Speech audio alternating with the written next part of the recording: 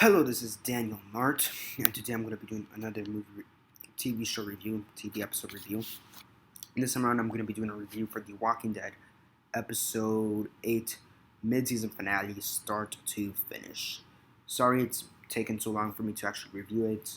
I've been needing to do movie reviews, catch up on movie reviews if you haven't noticed. And yeah, so I haven't really done a TV episode review like in about 2 weeks. I've been catching up on my movie reviews. Um, yeah, I did Creed, Pan, Spotlight, Spectre, The 33, Janice, Little Girl Blue, Peanuts movie, Good Dinosaur, Listen to Me, Marlin, Krampus, and Mockingjay Part 2, by the way. So yeah, those are the movie reviews I've been catching up on. But yeah, now 10-second spoiler warning as usual for those of you that actually watched the episode. Again, mid-season finale for season 6, episode 8, start to finish, The Walking Dead. For those of you that actually watched that episode and haven't already, stop the video, click it on, and come back and watch the rest of this review. 10-second spoiler warning as usual, starting now.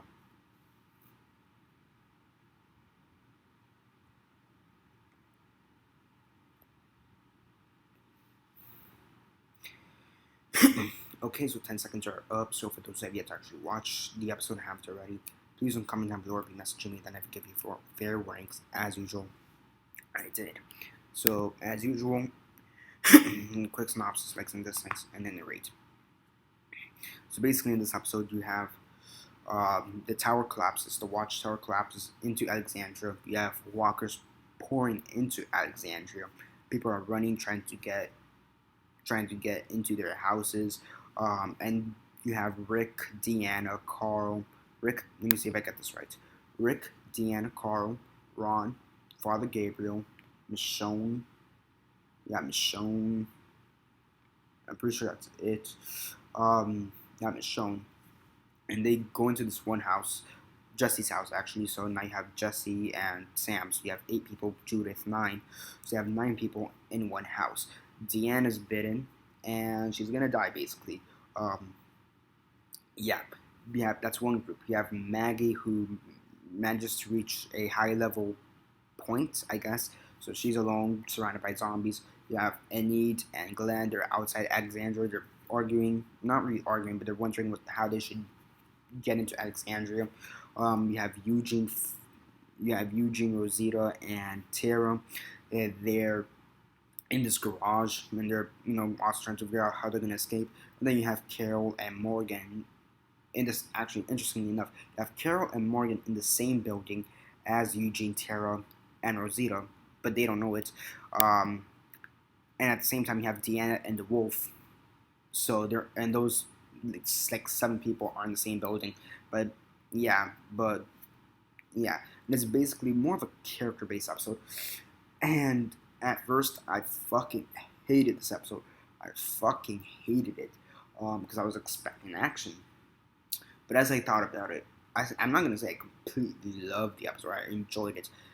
It was disappointing as shit. Okay, I'm gonna go off of that. It was disappointing as all fucking shit. Because I'm expecting No Way Out. I'm expecting No Way Out. And in No Way Out, yes, they did. People were hiding. And it did take about a few issues, maybe like 1 or 2 issues for shit to actually happen. But when shit happened. And it kind of just seemed like they stretched out those 2 issues of No Way Out where nothing happens for this one episode. And normally 2 issues of the comic book takes up maybe like 15 to half an hour minutes in the show. So it's kind of weird. They stretched out those 2 issues for the whole episode. It's a character-based episode. That's basically the best way I could put it. You have Morgan, you have Carol who finds out the wolf is alive. Morgan knocks out Carol. The wolf knocks out Morgan. The wolf takes not Deanna. The wolf takes Denise with him into the zombie horde, basically, and he takes Rosita, Eugene, and Tara's gun. For some reason, they didn't shoot the wolf. I guess story-wise, it'll make more sense in the future, but shoot the bastard for real. Morgan, great character since season 1. Fucked him up in season 6. Holy shit, he's Tyrese. And Tyrese was a good character. He was a good character. Thing is, Morgan, we saw him as crazy, and we like Crazy Morgan.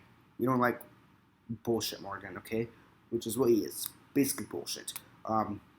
Deanna dies. I like how they handled Deanna's death. I'll give them that. Deanna's death is actually pretty good because she's talking to Michonne, saying how you need to do what makes you happy. Fix Alexandria. Don't die, etc., etc. Because Deanna's bitten. She got bitten like in the stomach area, abdominal area, so she was gonna die. Um, so she kind of sacrifices, in a way, sacrifices herself. The rest of the group, Rick, Carl, Ron, Michonne, Father Gabriel, Jesse, Sam, Judith. They use the gut trick from all the way back in season 1. They cover them. They get bed sheets, cover themselves in guts, and they leave. And then you have Deanna, who stays behind. She has a gun. It's loaded more or less. And as zombies start to come up, she shoots them, and then she kind of runs out of bullets. She kind of lets herself be devoured.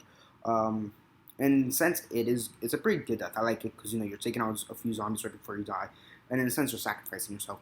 Then you have this pretty cool shot at the end where you have Carl and Rick. They're looking out over to the sea of walkers, and then at the end you have the little shithead Sam who's like, "Mom, mom, mom." Fuck. I know what's gonna happen. It's a bit spoiled. Okay, first off, and even if it wasn't spoiled, I more or less knew. I had an idea of what was gonna happen reading the comics. Um, let's just say, ah, hell of a foreshadow with the cookie. I'll start off with that. It's a hell because the start of the episode was a bunch of ants going to this cookie that Sam had, and the cookie represents Alexandria. The ants are the walkers, so it's a hell of a foreshadow. So yeah, let's go. Let's just leave it at that. Um, it's just disappointing overall. It's just disappointing. Just disappointing. And then which is this was fucking hilarious, I guess. They have this end credit scene. However, they put it halfway through Into the Badlands, and I reviewed the first episode Into the Badlands. Didn't really like it that much, so I didn't really like the fact that they kind of shoved it into the Badlands. So I kind of just paused it and forwarded to the scene in Into the Badlands. The Walking Dead scene that they had in Into the Badlands. Um, a nod towards Negan. You have these group of people. You have Daryl, Sasha, and Abraham. They're going back to Alexandria, not really knowing anything. By the way, the person who says help through the walkie-talkie was Eugene. Um, yeah, I got that spoiled for me through Instagram. Not really a big spoiler, but whatever. Um, yeah, and then you have these like group of bikers, like 5 or 6 of them. You have the main one who says, "Give me all your stuff." He goes on this monologue, everything that's in there, porn. Or it says, if you have any porn that belongs to us now, the napkins and your drawers or whatever that belongs to us, the loose change, how the seats itself that belongs to us now. Joe's like, well, why the fuck should we give it to you? Same thing with Abraham, and the guy says, because all your shit belongs to Negan. I like the nod. I just didn't like how they handled it, putting it into the Badlands. It's just a disappointing episode as whole. They really mishandled a lot of stuff in this episode, and it didn't really feel like a season finale. It didn't really feel epic, because when you look at other season finales, season 2 is when they had season finales. The season 2 with Sophia walking around the bar, that felt kind of epic. The season 3 one with Daryl and Merle, Daryl and Merle kind of meeting again for the first time ever. They've met before, obviously, because they're brothers, but since the apocalypse, that's the first time they've met since Atlanta. That was pretty epic. You had the gun battle in Woodbury. That was pretty cool. That was season 3. Season 4, fuck, that was the attack in the prison. Best episode thus far of The Walking Dead. Season 5, that was the one with Beth dies. Not a great season finale, but was still better than this disappointing piece of shit. It's disappointing. I more thought about it. It got a little bit better because of the character development, but it's just disappointing. You have all these walkers, and you have like maybe 5 or 6 literally there's maybe like 10 walkers in total that are killed, and I'm just expecting carnage. Also, where the fuck did Tobin go? Because he didn't die. We see Rosita and Tara pick him up. Where the fuck? He probably went back to his house and tried to protect himself. That's probably the most logical choice, but he kind of just disappears. Um, eh, eh. On a scale of 1 to 10, 1 being the worst, 10 being the best, and 6 being decent, I'll give this episode a 4 out of 10. Really disappointing. Really, really. I watched it 3 times, sorry, already. It just disappointed me. It was just. I expected action. That's what I was expecting, and you could say I just overhyped myself because I just got excited for something, too excited for something, and just got overhyped.